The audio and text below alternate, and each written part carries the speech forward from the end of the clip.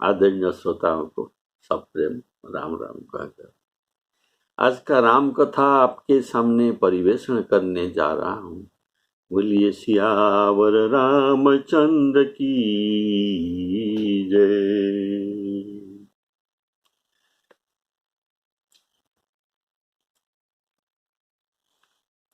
शुक अपने दल के साथ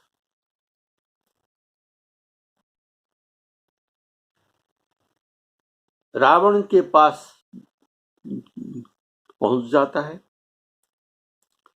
और अभी ये श्री राम जी के सेना के बारे में जो संदेश कह रहे हैं ये ऐसे है कि ये सब कपी अर्थात बानर ये सब सुग्रीव के समान बलवान है और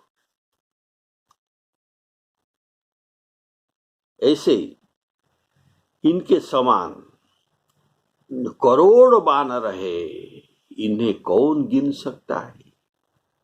ये बलशाली है पर श्री राम जी के कृपा से उनमें अतुलनीय बल हो गया है। ये त्रैलोक को तिनक के समान गणते हैं।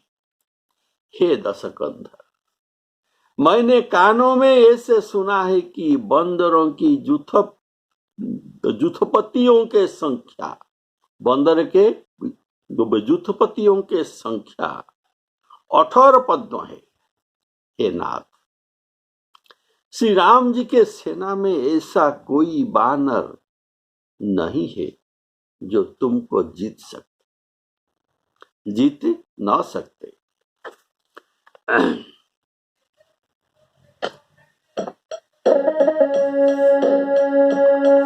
एक कपि सब सुग्रीव समाना, एक कपि सब सुग्रीव समाना,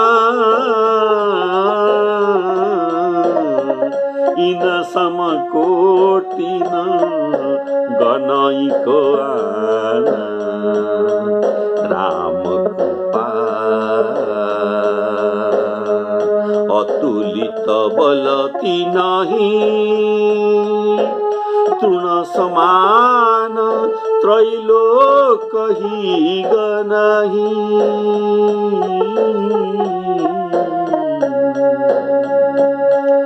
असमे सुना श्रवण दशकंधर, पद्म 18 जुथप बंदर, नाथ कटक महु सो कपि नाही, जो न तुमहि जीते रण माही। बोलिए सियावर रामचंद्र की जय।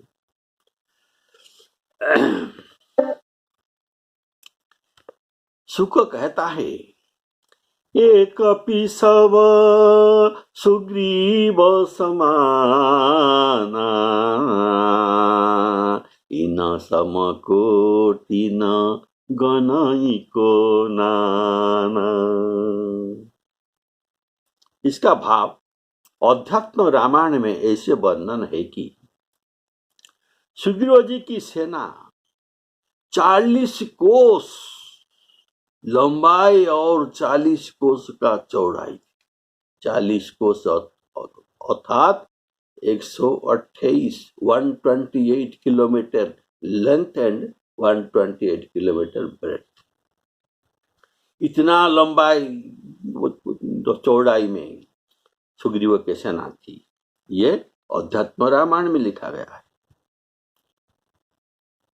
इनमें प्रधान जुथपतियों को बल सुग्रीव के समान कहा गया है क्योंकि ये सब सरदार है। इन समकोटि न गणैक आना, इस प्रकार क्यों कहा? इन सम कोटि न गणई को आना, ऐसा कोटि करोड़ हैं, इनको कौन गिन सकता है? ऐसे कहने का भाव। और यो क्यों नहीं कहा कि सब सुग्रीव के समान है, अर्थात प्रधान युद्धपतियों के सुग्रीव के समान कहा, इनके बड़ सुग्रीव के समान कहा, क्योंकि ये सब सरदार है और बानर तो सेना में सिपाही है। ये सिपाही है, उनको सुग्रीव के समान कैसे कहा जा सकता है? कारण राजा और सिपाही बराबर कभी नहीं हो सकते। सिपाहियों में राजा के समान, सिपाहियों को राजा के समान कहना यह अनुचित भी है। यहाँ सुग्रीव उपमान है, सुग्रीव उपमान है और उपमान में पूर्ण गुण होता है। उपमान में पूर्ण गुण होता है और जिसके साथ उपमा दिया जाता है इसी से कुछ अंश इनके पास है, लेकिन पूर्ण नहीं हो सकता, पूर्ण गुण नहीं हो सकते। जिसके साथ उपमान दिया जाता है उसको उपमेय कहा जाता है। इसीलिए सुग्रीव से के साथ जिनका उपमा दिया गया है ये सब उपमेय है और ये सब उससे न्यून ही है। ऐसा शास्त्र में कहा गया है कि पुण्य गुणम उपमानम, उपमान के पास पुण्य गुण होता है, न्यूनं गुणं उपमेयं, उपमेय का न्यून गुण होता है, अर्थात जिसके साथ ये उपमा जिनको दिया जाता है। जैसे हम लोगों में कहते हैं चंद्रवदनी, चंद्रवदनी अर्थात इस स्त्री के बदन चंद्र के समान मुख है। तो यहाँ उपमान है चंद्र और चंद्रवदनी स्त्री, ये है उपमेय। इनके पास पूर्ण गुण है और ये चंद्रवदनी के पास चंद्र का कुछ गुण है, इसीलिए इनको चंद्रवदनी कहा गया। तो इस नियम के अनुसार सुग्रीव के समान सबको कहा गया, लेकिन सुग्रीव के समान नहीं हो सकते, कारण इनके पास पूर्ण गुण है और जिन ये कॉपियों के और सरदारों के भी इनसे कुछ न्यून गुण होता है। और फिर सुग्रीव के समान कहने का भाव, कृपा अतुलित बलती नहीं, राम कृपा अतुलित बलती नहीं, इसलिए राम कृपा के कारण उनको सुग्रीव के समान कहा गया। अर्थात ये वानर पहले से ही बलराशी थे, अब राम जी के कृपा से उनमें सुग्रीव के समान अतुलित बलवान हो गए हैं। जैसे पक्षधर पर्वत हो, अर्थात ये तो विशालकाय है इसलिए पर्वत समान है, और अब ये पक्षधर तो पंख वाले पर्वत समान हो गए, पंखवाल पर्वत के समान बलवान हो गए, जैसे पक्षधर पर्वत ही हो। राम कृपा बल पाई कपिंदा, भये पक्ष जुत मनहु गिरिंदा, ऐसा वर्णन भी किया गया है। और तृण समान त्रैलोक ही गण ही, स्वर्ग मर्त्य पाताल, ये त्रैलोक को ये तृण समान गणते हैं। थोड़ा ध्यान से सुनिए। बालकांड में रावण के प्रधान सुर योद्धाओं को के संबंध में जो कहा गया था कि एक एक जग जीति सक ऐसे सुभट निकाय, अर्थात इनके एक एक वीर को अगर भेजा जाए तो ये एक एक जगत को जीत करके आए। इतना बलवान रावण के जो वीरों का था, ऐसे सुभट निकाय, ऐसे असंख्य, लेकिन उनके पास अतुलित बल नहीं था जैसे वानरों के पास है राम जी के कृपा से। यहाँ अतुलित बलशाली कहने का भाव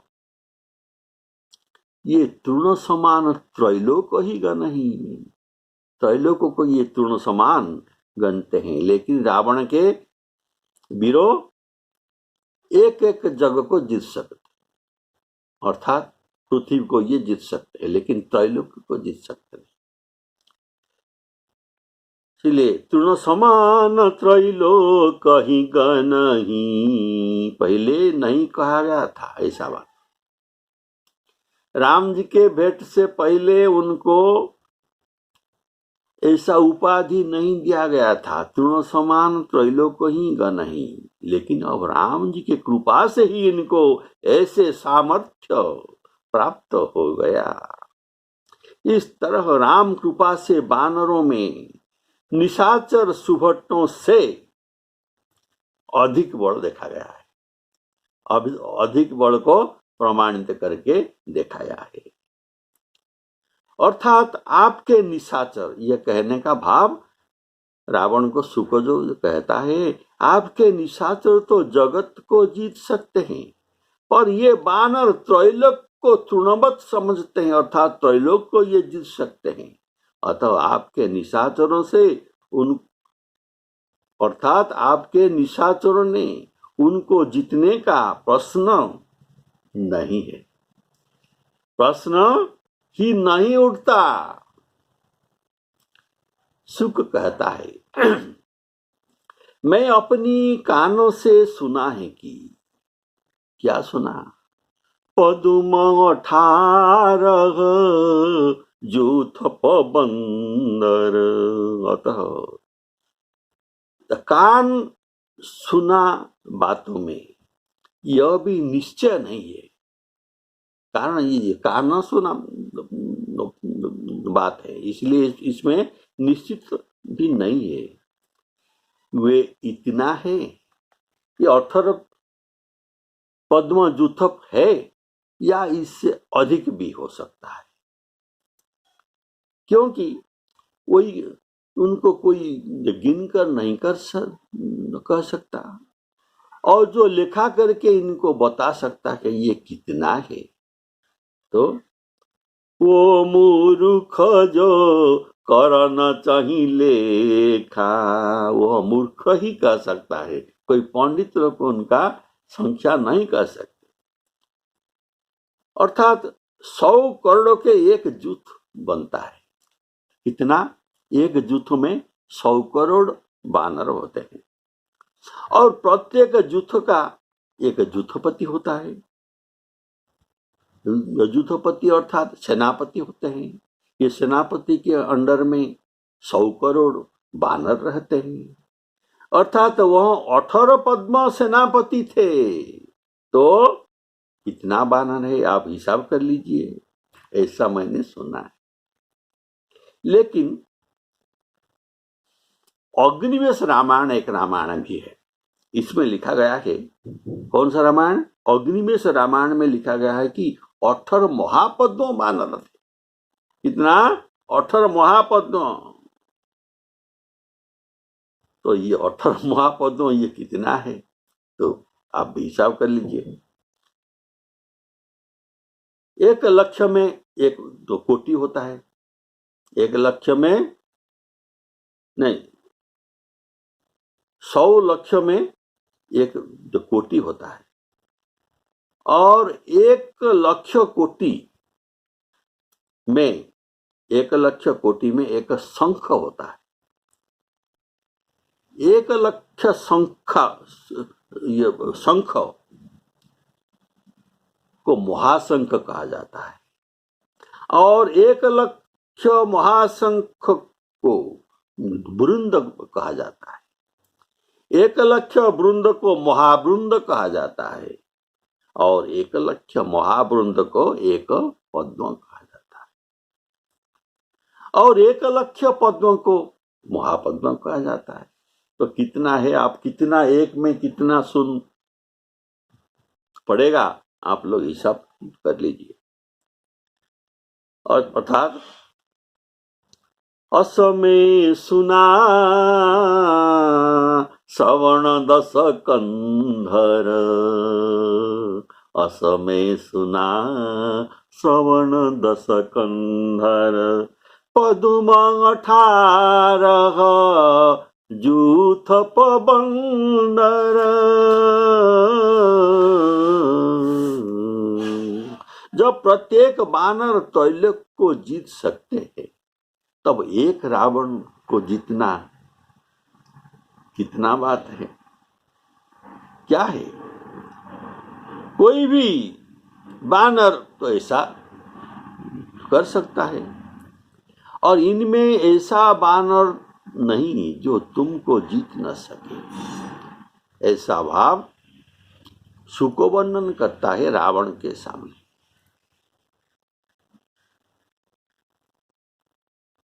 अस कपिए कन सेना माही, जो न तुमहि जीते रण माही। इसका तात्पर्य है कि एक कपि जो सबसे बड़ में कम है, जब वही सारा लंका को जीत कर चला गया। ये कौन है? श्रीमान हनुमान जी महाराज, जो सबसे बड़ में कम है। तब जो उससे बड़े हैं और बड़े बलवान हैं, वे तुम्हें क्यों जीत नहीं सकेंगे? तुमको अवश्य एक वानर तुमको जीत सकते हैं। दूतों से ऐसे क्यों कि वह प्रथम कह चुका है कि ऐसा सुनकर भी रावण क्रोध नहीं किया। इसका कारण दूतों ने उनको पहले ही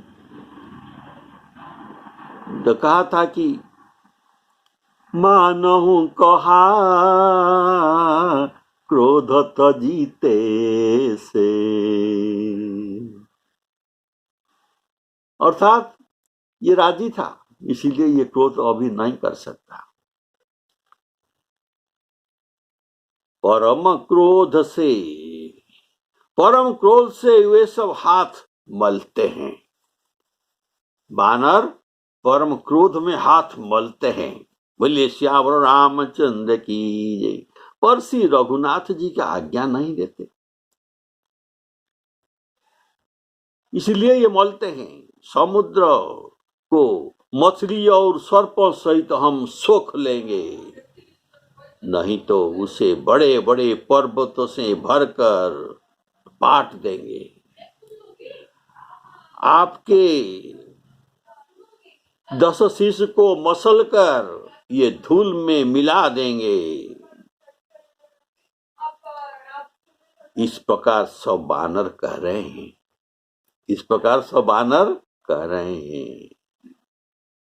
सब स्वाभाविक ही निशंक है, अर्थात जिनके पास शंका नहीं है, जो किसी को नहीं डरते हैं, उसको निशंक कहा जाता है। तो जो किसी को नहीं डरते, तो तुमको ये क्यों डरे? ये स्वाभाविक निशंक है, निशंक और दपट रहे हैं, मानो लंकापुरी को ये निगल जाना ही चाहते हैं।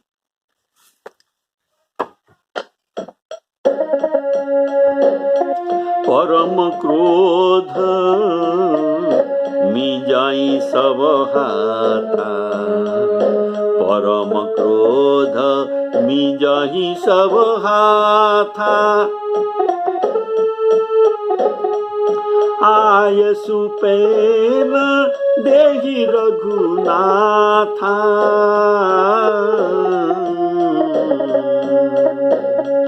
शोकई सिंधु सहित झसबत ब्याला, ब्याल सर्प पुरही नत भरी कुधर विशाला, कुधर पर्वत पुरही नत भरी कुधर विशाला, मर्ति गर्द मिल वही 10 शीसा, ऐसे ही वचन कही सब कीसा। गरजही तरजही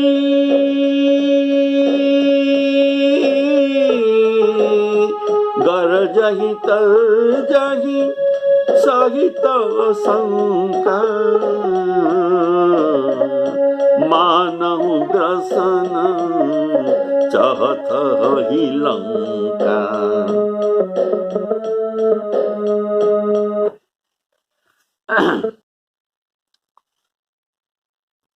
इसका भाव है, ये सब कहने का बात, तुमको ये नहीं पा रहे हैं, अगर तुमको पा जाए तो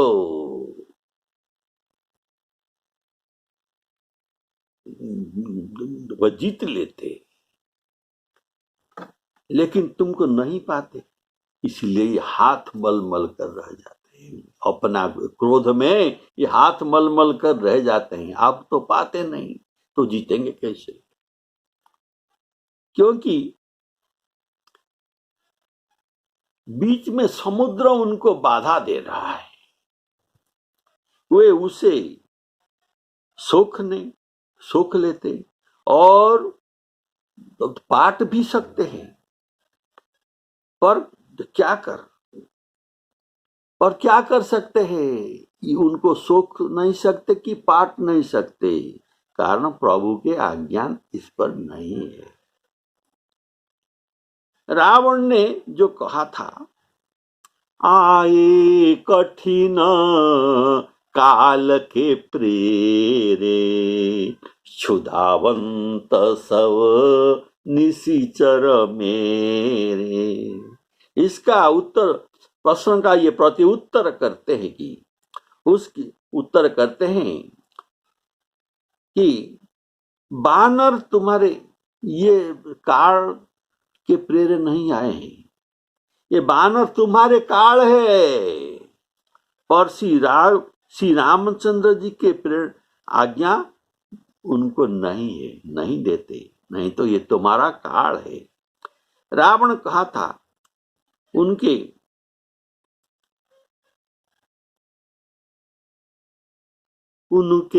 जीवन कर रखवारा, इनके जीवन को रक्षा करता है कौन? भयउ मृदुल चित सिंधु बिचारा, बिचारा सिंधु मृदुल चित्त होकर उनको रक्षा करता है, ऐसा रावण कहा था। इसका उत्तर अभी सुनिए, ये क्या देते हैं। इसका उत्तर कहते हैं कि ऐसा बात नहीं, ये शोक है सिंधु का, इसमें कुछ मृदुलोचित बात नहीं है।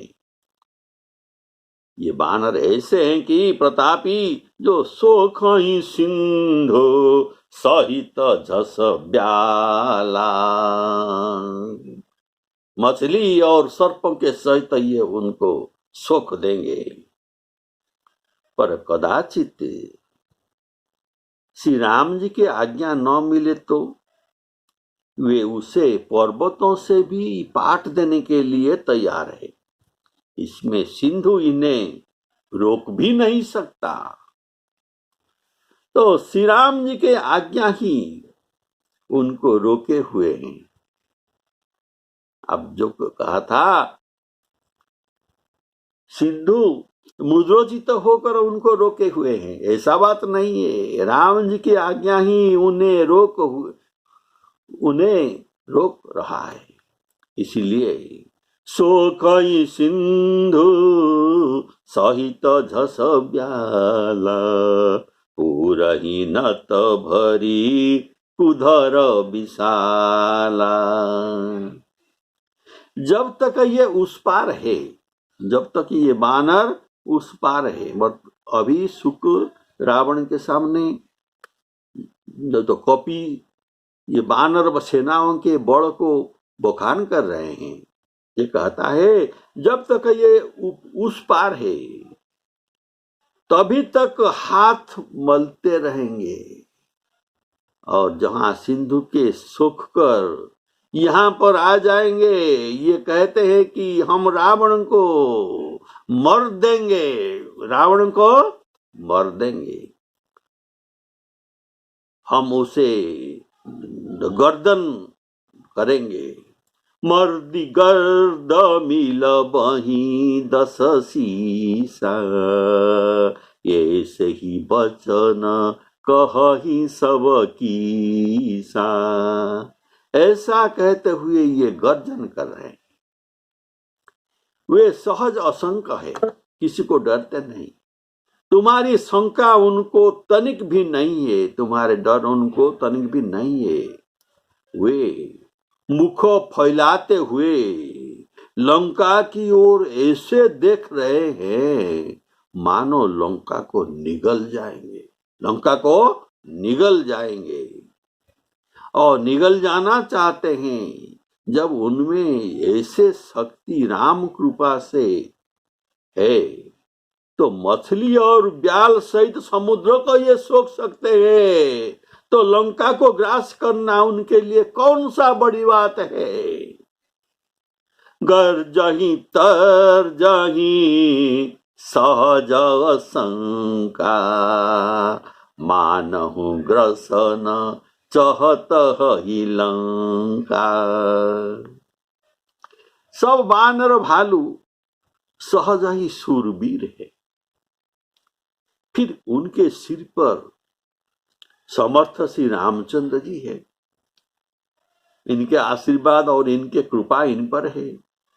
तो रावण क्या, एक रावण क्या, ये करोड़ काल को भी संग्राम में जीत सकते हैं। सहज सूर कपि भालु सब, सहज सूर कपि भालु सब पुनि सिर पर प्रभु राम, पुनि सिर पर प्रभु राम।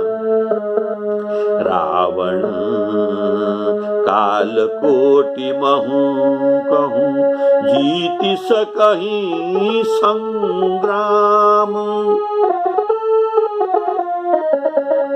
जीत सकहीं संग्राम। तो इसका भाव है, रावण के प्रश्न में था कि क्या आए किस काल के प्रेरे, ये बानर काल के प्रेरणा से यहां आ गए हैं, ये था उनका प्रश्न। इसका उत्तर अभी देते हैं कि काल की प्रेरणा से नहीं आए हैं, ये राम जी के प्रेरणा से आए हैं, यह मानिए। जो कि राम जी कौन है, जिसके प्रेरणा में ये बानर आए हैं, जो कि कोटि काल को भी जीत सकते हैं, ऐसे सामर्थ्यवान श्री राम जी है, इनके प्रेरणा से ये आए हैं। और रावण कोटि काल महु कहूं जीति सकहीं संग्राम, ऐसे सामर्थ्यवान कोटि काल को भी ये जीत सकते हैं। पर काल को जितना भी जीतने में और एक उपाय भी है। जो गौड़ जी काकभूषुंडी जी से जो पूछते हैं, क्यों पूछते हैं? काकभूषुंडी जी ने जो गौड़ जी को कहा, मैं इस आश्रम में बसते हुए 27 कल्प बीत गए हैं, इतना कल्प से मैं यह आश्रम पर रह रहा हूं। यहाँ बसत मोही सुनु खगईसा, बीते कल्प 7 और 20, 7 और 20 36, 7 + 20, 36 कल्प में यहाँ बैठ ये वास कर रहा हूं। तो इस पर गौड़ जी जो प्रश्न पूछते हैं, अर्थात तुमको काल नहीं व्यापता, इसका कारण क्या है? क्या तुम्हारे ज्ञान के प्रभाव से तुमको काल नहीं व्यापता, या तुम्हारे जोगबल के द्वारा नहीं व्यापता?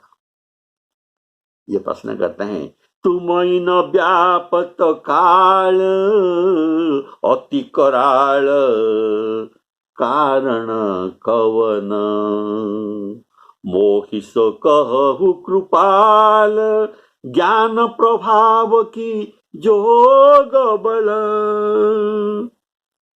लेकिन ये कहने का भाव, ये ज्ञान प्रभाव के या जोग बल के द्वारा श्री राम जी काल को नहीं जीतेंगे।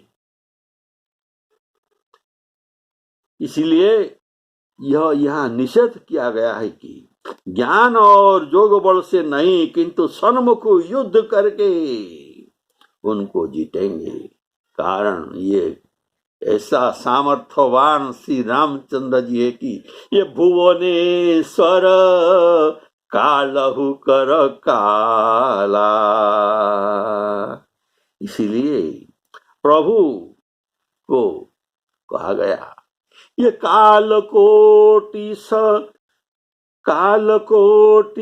सरिसती, दुस्तर दुर्ग दुरंत, धूमकेतु 7 सम, दुराधर स भगवंत। कालकोटि, कोटि काल को, कोटि कालकोटि सरिसती, दुस्तर दुर्ग दुरंत, और धूमकेतु 7 सम। 7 धूमकेतु से भी ये भयंकर है। दुस्तर धूमकेतु 7 सम, दुराधर स भगवंत। आप जो प्रश्न में कहे थे कि विभीषण के बारे में आप एक प्रश्न क्या था? जाहि मृत्यु आई अति नेरी, नेरी अर्थात नियरेर, निकट हो गया। जाहि मृत्यु आई अति नेरी, और होई जब कर कीट अभागी, जब के कीट होकर अभागी होकर मर जाएगा। ऐसा जो आपका प्रश्न था, तब जिनके ऐसे समर्थवान राम जी जैसा रक्षक है, उनको कौन मार सकता? अरे सीम की चापी सकई को तास, बड़ रखवार रमापति जासु, बड़ रखवार रमापति जासु। उनके सीमा तक कोई स्पर्श नहीं कर सकते, तो ये कैसा मरेगा? और श्री रामचंद्र जी के बारे में आपने जो कहा था, और एक प्रश्न रह गया था, क्या ना इनके साथ भेंट हुआ कि नहीं? क्या ये अपने अयोध्या को लौट गए हैं? की भई भेंट की फिरी गए, श्रवण सुजसु सुनि मोर। इसका उत्तर अभी ये देता है कि वे फिर जाने वाले नहीं है, वे तो काल के भी काल जो तुम्हारे पास आ रहे हैं, तो इनके फिरने का बात आप न करिए तो अच्छा है। तो ये नहीं फिरे हैं, ये अभी आ रहे हैं। बोलिए श्यावर रामचंद्र की जय। श्री सीताराम अर्पणामस्तु। श्यावर रामचंद्र की।